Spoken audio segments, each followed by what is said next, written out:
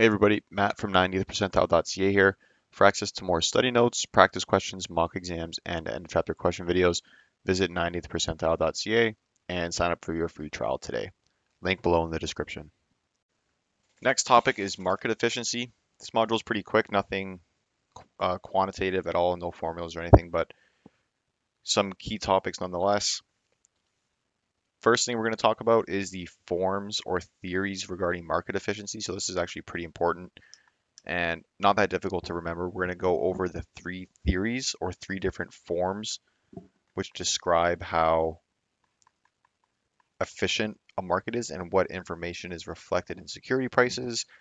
And based on that, there's some implications regarding what types of investors, depending on their trading strategy, can either outperform the market or not outperform the market. So we'll go over these in detail and have some examples to kind of solidify our knowledge. And then finally, really quickly, this is more of a secondary thing in this module, but we'll be talking about some anomalies with market prices, which kind of contradict the forms of market efficiency. And usually these anomalies are caused by behavioral biases that are inherent in humans and investors.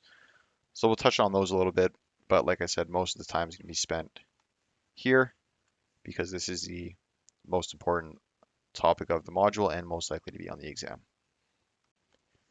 If markets are efficient, the difference between intrinsic value and market value of a company's security is zero. It's the whole idea around efficient markets. It says that if a market is fully efficient, then the market price of the security or the stock accurately reflects the intrinsic value or all information about the company currently.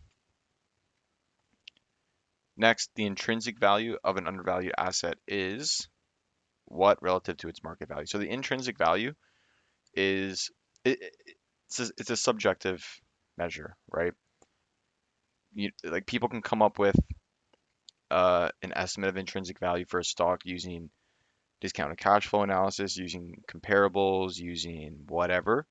And each analyst is going to have their own assumptions in their model and thoughts about future growth and pricing and margins and all that. So each individual market participant likely has a different view on intrinsic value. So from an individual investor's perspective, if they're saying that the stock is undervalued, that means that the intrinsic value or the price that it should be is greater than the current market value. So it's undervalued. They want the stock price to go up from its market value to its intrinsic value. With respect to efficient market theory, when a market allows short selling, the efficiency of the market is most likely to increase. And the reason for this is that by allowing short selling, you're actually allowing people to take different sides or different sides of a trade, really, or express different views in the market. And it also allows for more trading focused around arbitrage opportunities. So generally, the more participants and more views that you can take in a market, the more efficient the market is said to be. Um, you know, ask Elon Musk what his thoughts on short selling, and you might get a different answer. But generally, the theory says that short selling increases efficiency of the markets. Which of the following market regulations will most likely impede market efficiency? A, restricting traders' ability to short sell. Yeah, that's going to be it, right? So we just went over that. And then in the next one, an increase in time between an increase in the time between when an order to trade a security is placed and when the order is executed most likely indicates that market efficiency has decreased. So if it's taking a longer time to execute, maybe there's some, underlying things going wrong with the settlement process or clearing process, or there could just be less participants in the market. But either way, it indicates a less efficient market. Before we jump into the next question, I just wanted to quickly touch on the three theories regarding the forms of market efficiency. Very first one at the top is called the weak form efficient theory, and it says that security prices, so stock prices, reflect all security market data, which is a fancy way of basically saying price and volume data. So who trades just purely based on price and volume data? Well, technical analysts. And this theory also says that technical analysis cannot consistently outperform the market. So they can't consistently earn positive risk-adjusted returns. It allows for some outperformance here and there, but all these theories basically say that in the long run, some group of people, depending on the theory, cannot outperform the market. Moving down the list, we have semi-strong form efficient, and here it's saying that prices reflect all public information, so not only the price and volume data above, but also, you know, any industry news, maybe press releases, financial data, whatever. All of that information is reflected in the current security price. And then this group says that fundamental analysts, so people who, I don't want to say take it a step further, but they incorporate different information relative to technical analysts. The fundamental analysis typically involves looking at a company's financial statements, making growth forecasts, looking at the industry, all that. So these people who take this approach cannot outperform the market consistently. And then finally, in the strong form efficient theory, the prices reflect all data. So this includes private information. So there might be like some material, non-public or private information that is in the market, and the security price would already reflect that. So this theory says, the strong form efficient theory says literally nobody can consistently outperform the market, even if they're an insider trader. So coming back to the question, with respect to the efficient market hypothesis, if security prices reflect only past prices and trading volume information, well, that was right up here, right? Then the market is a weak form efficient. Staying on the same topic, we have two more questions here. If markets are semi-strong efficient, so down here, standard fundamental analysis will yield abnormal trading profits that are equal to zero. So abnormal trading profits, not all profits, but abnormal trading profits. So profits over the performance of the market will be zero because your performance is expected to be the same as the market over time. And then finally, if markets are semi-strong form efficient, passive portfolio management strategies are most likely to earn abnormal returns. Nope. Outperform active trading strategies. Yeah, they actually are. And the reason for this is that passive portfolio management strategies are going to have less fees.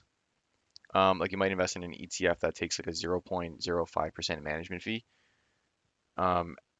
versus if you're investing in a hedge fund that you're going to pay like 2% off the top plus 20% of profit. So just based off fees, you're going to outperform.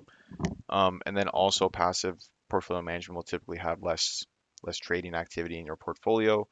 So you're going to have less trading fees, less tax implications because you're holding security for a longer time and not just buying and selling, all of that. So all of those are reasons why passive will outperform active.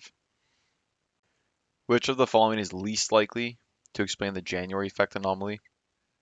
The January effect basically says that like it's a market anomaly that goes against or kind of puts some criticism on the forms of market efficiency that we touched on a little bit earlier. And the January effect is basically the observation that typically, on average, in January, markets outperform, and they, typically have like a large percentage of their returns occur in January. Like January 2023 here's a pretty good example where like the Nasdaq is up, I think like 10% or something. Um, so start of the month usually, or start of the year is usually pretty bullish for equities in general. And what is least likely to explain this? Is it tax loss selling? No, this is one of the theories behind it, where at the end of the year, for personal tax reasons, like on December 31st, people will sell their stocks that they have in a losing position to generate tax loss carry forwards that they can use in the coming tax year. So they'll sell their stock, get the tax loss carry forwards, and then repurchase the stock on January 1st. So that's a way to, help legally reduce your taxes. B, the release of new information in January. I mean, it could be the case, but this is the answer, is least likely. The theory is more around tax loss selling and this year, the window dressing.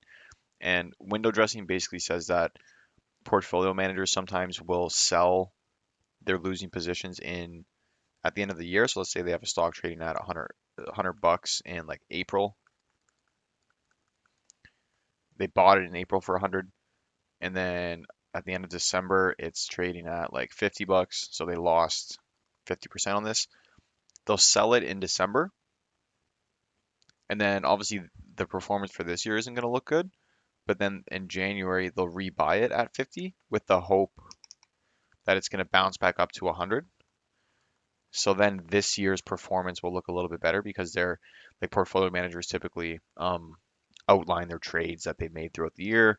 And if they say, hey, I bought this for 50 bucks in January, now it's 100, they're going to say, okay, that's great. But really, they bought it in April and the price hasn't moved. So kind of just one of those funky things that people can do to make their performance look better. Researchers have found that value stocks have consistently outperformed growth stocks. An investor wishing to exploit the value effect. So this value effect is basically what the researchers found, that value stocks outperform growth. So somebody who wants to exploit this should purchase a stock of companies with above average dividend yields, market to book ratios, or price to earnings ratios. So a value stock is let's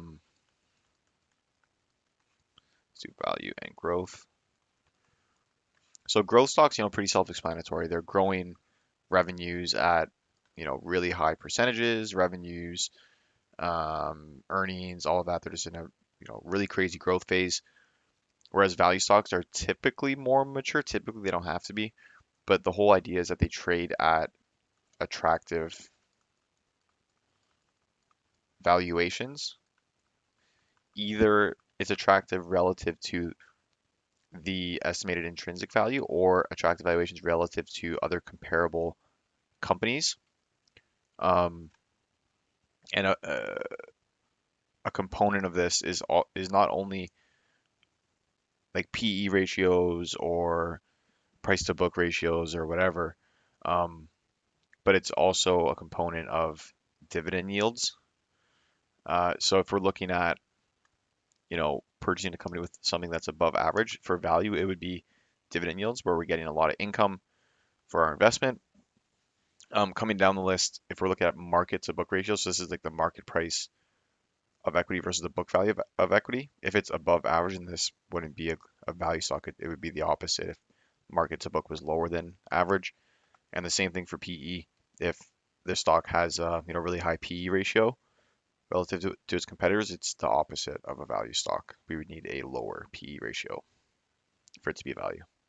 Last one here, observed overreactions in markets can be explained by an investor's degree of. So here we're going to be, like we have risk aversion, loss aversion, confidence in the market, and we're mainly concerned with behavioral biases in the market, which can cause some markets to stray from being efficient, just given, natural biases that humans have. Um, in this case, overreactions are mainly concerned with an investor's degree of loss aversion, where like a stock might be trading at 100 bucks. They have some news that comes out which isn't the greatest. They go down to 95, and all of a sudden everyone starts selling because they don't like their losses. And just because of all of this selling pressure, maybe the stock price goes down to like 85, even though this drop from 95 to 85, this $10 drop might not be justified by efficient market hypothesis. So loss aversion is typically related to overreactions. Whereas risk aversion, not so much, because risk aversion, I mean, if someone's averse to risk, then they're not really gonna be as aggressive. Like they're not gonna make such crazy trading decisions. They'll probably just have like a really balanced portfolio, and not do anything too crazy. And then confidence in the market could be like this is a closer answer in my opinion.